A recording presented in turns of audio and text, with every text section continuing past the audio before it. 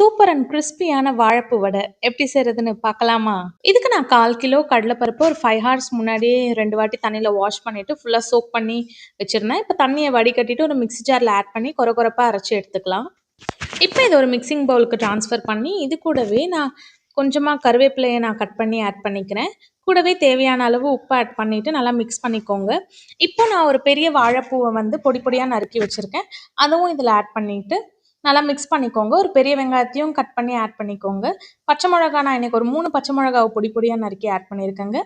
காரத்துக்கு ஏற்ற மாதிரி நீங்கள் ஆட் பண்ணிவிட்டு நல்லா மிக்ஸ் பண்ணிவிட்டு உப்பு செக் பண்ணி பாருங்கள். உப்பு கம்மியாக இருக்க மாதிரி இருந்துச்சுன்னா இன்னும் கொஞ்சம் ஆட் பண்ணிவிட்டு நல்லா மிக்ஸ் பண்ணிக்கோங்க. இப்போ இதை மிக்ஸ் பண்ணியிருக்கிறதெல்லாம் சின்ன சின்ன உருண்டையாக எடுத்து வச்சுக்கோங்க. இப்போ நான் ஒரு வடை சட்டியில் தாராளமாக எண்ணெய் ஊற்றி எண்ணெய் காயிற வரைக்கும் வெயிட் பண்ணிவிட்டு இப்போ இந்த உருண்டையை தட்டி ஸ்லோவாக எண்ணெயில் போட்டு 2 பக்கமும் நல்லா பொரிச்சு எடுத்திங்கன்னா கிறிஸ்பியான வாழைப்பூ வடை ரெடி. கண்டிப்பாக ட்ரை பண்ணி பாருங்கள். ட்ரை பண்ணி பார்த்துட்டு எப்படி இருக்குன்னு மறக்காமல் கமெண்ட்டில் சொல்லுங்கள்.